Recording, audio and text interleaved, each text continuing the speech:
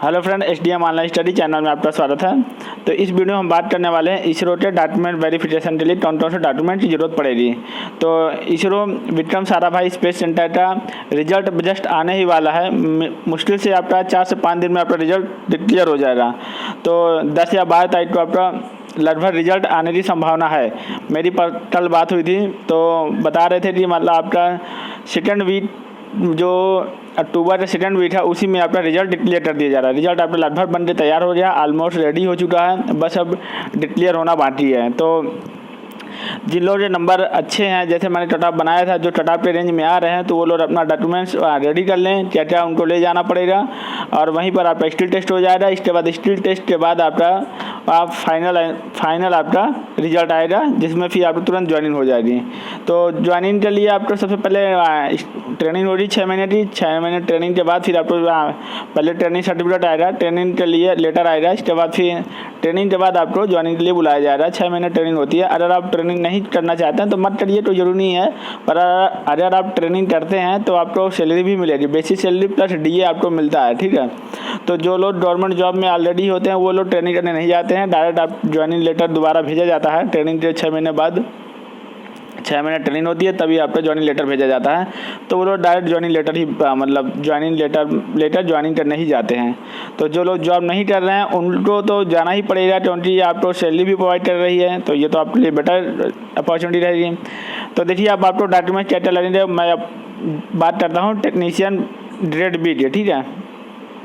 तो technician grade जो B है, टेक्नीशियन बी में क्या क्या डॉक्यूमेंट लगेंगे। तो पहला आपका डॉक्यूमेंट लगेगा, देखिए आपके सबसे पहले एजुकेशन क्वालिफिकेशन में आपका हाई स्कूल हो गया। तो टेक्नीशियन बी के लिए हाई स्कूल की मार्कशीट एंड सर्टिफिकेट दोनों, अगर आपका अलग अलग है तो आपको दोनों देना पड़ेगा। अगर एक ही में है तो वो तो एक ही लगेगा, ठीक है। तो हाई स्कूल का मार्कशीट एंड सर्टिफिकेट हो गया। दूसरा डॉक्यूमेंट्स आपका लगेगा, जैसे मान लीजिए आपने इंटर कर रखा है, इंटर के बाद ITI किए हुए हैं, तो आपका सेकेंडरी जैसे इंटरमीडिएट की मार्कशीट लगी तो सेकेंडरी की मार्कशीट हो जाएगी और उसका सर्टिफिकेट हो जाएगा। अब इसके बाद अब आपका थर्ड जो आपका डॉक्यूमेंट्स होगा वो आपका हो जाएगा ITI का हो जाएगा।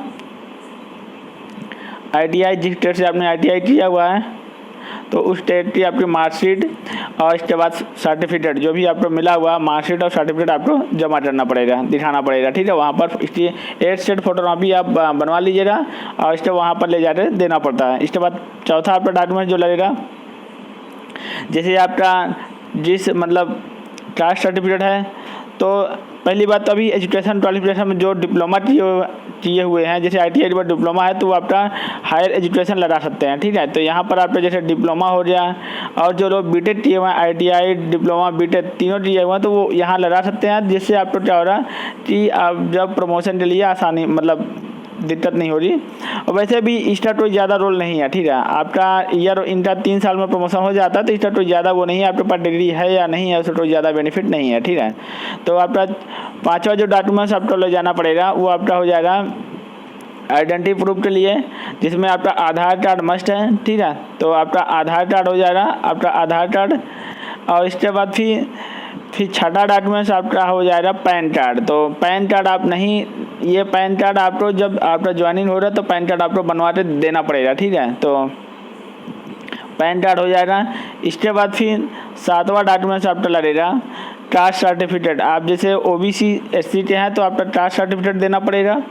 और इसके बाद फिर 7वां डॉक्यूमेंट्स जो लोग EWS के हैं, ठीक है। तो 8वां जो सर्टिफिकेट जो EWS वाले हैं, विद सेशन वाले जो हैं, तो EWS, तो इकोनॉमिक विद सेक्शन के जो मतलब कैंडिडेट हैं, जैसे जनरल में जो आते हैं, तो EWS का सर्टिफिकेट के लिए आपको आय प्रमाण पत्र बनवा के देना पड़ेगा, ठीक है। और OBC और ST के लिए कास्ट सर्टिफिकेट वो भी स्टेट सेंट्रल का होना चाहिए, ठीक है। और ये जो सर्टिफिकेट है ये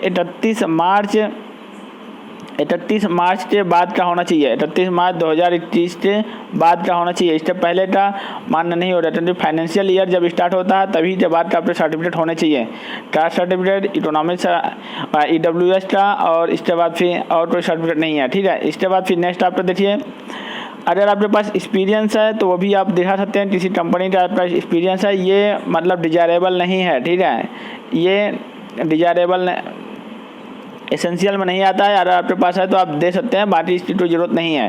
एक्सपीरियंस सर्टिफिकेट, ठीक है, नवा आपका जो है एक्सपीरियंस सर्टिफिकेट है, ये आपका अगर है तो आप दे सकते हैं, नहीं है तो कोई ज़रूरत नहीं है, ठीक है।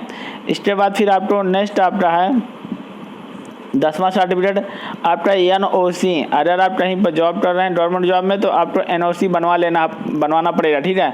आप ये NOC बनवाते लेते जाइएगा, नहीं तो आपको क्या हो रहा है कि वहाँ पर आपके एप्लीकेशन लिखना पड़ेगा या मतलब आपको एफिडेविट जमा करना पड़ेगा कि हम जब हमारा सिलेक्शन हो जाता है NOC लाते जमा कर देंगे। तो ये आप अगर गवर्नमेंट एम्प्लॉय हैं तभी आपको NOC लगेगा, तो NOC आप बनवा लीजिएगा, ठीक है। इसके बाद फिर आपको 4 फ़ोटो या 5 फ़ोटो जो भी है वो मतलब मानते हैं वो आपको देने पड़ेंगे, ठीक है। तो ये आपका 11th जो हो जाएगा तो आपके 5 फोटोग्राफ हो जाएंगे, ठीक है। 5 फोटोग्राफ आपके लगेंगे, पासपोर्ट साइज 5 फ़ोटो जमा करनी पड़ेंगी। इतना डॉक्यूमेंट्स आपको ले जाना पड़ेगा, ठीक है। इसके अलावा और मतलब कोई डॉक्यूमेंट की ज़रूरत नहीं पड़ेगी, यही आपके एसेंशियल डॉक्यूमेंट्स हैं जो मैंने बता दिया है। तो जो एसेंशियल है मैंने वहाँ पर एसेंशियल बता दिया हूँ, और जो डिजायरेबल है अगर वो है तो ठीक है, नहीं है तो कोई वो नहीं है, क्योंकि एसेंशियली मेन आपका हाई स्कूल, इंटर और ITI होना चाहिए। और इसके बाद फिर आधार कार्ड, पैन कार्ड, ये दोनों है, फोटो आइडेंटिटी प्रूफ। इसके बाद अगर गवर्नमेंट जॉब पर है तो NOC, इतना ही आपको डॉक्यूमेंट्स आपको देने पड़ेंगे। अगर इसके पास आपके पास ज़्यादा है, जैसे डिप्लोमा BTEC है, तो वो आप जमा कर सकते हैं और उसको कोई ज़्यादा मायने नहीं रखता है। अब है तो ठीक है, नहीं है तो कोई बात नहीं, ठीक है। थैंक यू दोस्तों। अगर वीडियो आपको अच्छा लग रहा हो तो हमारे चैनल को सब्सक्राइब करके बेल आइकन को प्रेस कर दीजिएगा, और वीडियो अच्छा लगे तो लाइक कर दीजिएगा।